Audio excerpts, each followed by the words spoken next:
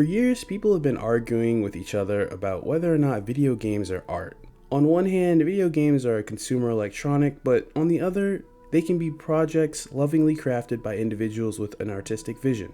It begs the question, where do you draw the line for what is and what isn't considered art? Is an app art? Are TV sets art?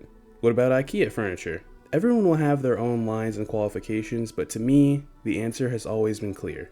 Video games are art, and Sword of the Sea is proof of that. If you like this video, hit the like button. If not, leave a comment and tell me why I'm wrong. And of course, subscribe for more videos like this. Developed by Giant Squid Studios, Sword of the Sea is an adventure game where you play as the Silent Wraith. Awoken from a deep sleep, you set out on your hoversword with the singular goal of returning life to a desolate world. The story of the game is told mostly through the environment. There are cutscenes that move the story forward, but there's no dialogue, so much of the game's plot is left up to the player to interpret themselves. As you explore each location, you'll come across these pillars inscribed with stories of the past, explaining the history and mythos of the world. It tells a story about the desperation of war and how it negatively affects both the winning and losing sides. Not just the people, but also the environment. I was surprised by how compelling it all was. Despite there really only being 3 actual characters in the game, I was really invested, and I wanted the Wraith to succeed in restoring the planet to its former beauty. It's a good thing I was so invested too, because the gameplay here is rad as hell. As I mentioned before, the Wraith rides on a hoversword, so you'll be riding waves of sand and doing kickflips off of ramps between each objective. The gameplay loop is simple. Explore each level and interact with the environment to summon waters back to the corrupted landscape. Sometimes you're just activating lanterns, other times you're solving platforming puzzles, but regardless of what you're doing, it feels great. That's largely due to the game's use of haptic feedback and the speaker on the DualSense.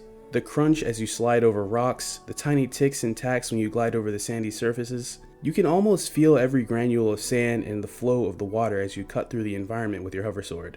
The sound design is great. It all sounds very naturalistic, and the controller speaker really immerses you in the world. As you explore each level, you'll collect Tetra and turn it into this weird guy, who will then give you new tricks and abilities that'll help you get around faster and make you look even cooler in the process. You can then take your skills to these time trial areas, where you can jump, flip, and 360 spin around the map to set high scores and get even more Tetra. Each level provides unique biomes for you to surf through with consistently interesting level design and evolving gameplay. When I first started playing Sword of the Sea, I thought, if this is all there is, this is cool, but it'd be nice if there were maybe 1 or 2 more mechanics. I got exactly what I was hoping for. Each location adds a new way to interact with the environment, allowing you to get around faster or go higher. I think my favorite thing about the design of this game is that most of the things you interact with are all optional. You don't really have to do tricks, find lore, or collect Tetra really. If you just want to mainline the story, you can absolutely do that. But if you really dig the world and want to explore every inch of each level, you'll be rewarded for it. I can't see why you wouldn't either, because sick gameplay aside, this game is gorgeous. Sword of the Sea has a very minimalist art style. There aren't too many elaborate designs, but the environment is beautiful. The more you see, the more you understand this was once a thriving world with people living their everyday lives just before it was all upended. In some of the later levels especially, there are some jaw-dropping moments. The use of aquatic creatures juxtaposed with these stark, sandy landscapes is just so cool to me. It gives this game a distinct visual identity. All this pairs nicely with the incredible orchestral music. The way the music swells more and more as you restore the environment and finally bursts forth at the end of each level is something you just have to experience for yourself. It's almost cathartic. In a time where we are inundated with new game releases on a weekly basis, it's hard to stand out, especially when you're a smaller team. Giant Squid themselves has spoken about some of the challenges that go with making these kinds of shorter artistic experiences. And while I doubt this game will sell millions of copies, I'm still glad it exists. Its smooth and fun gameplay,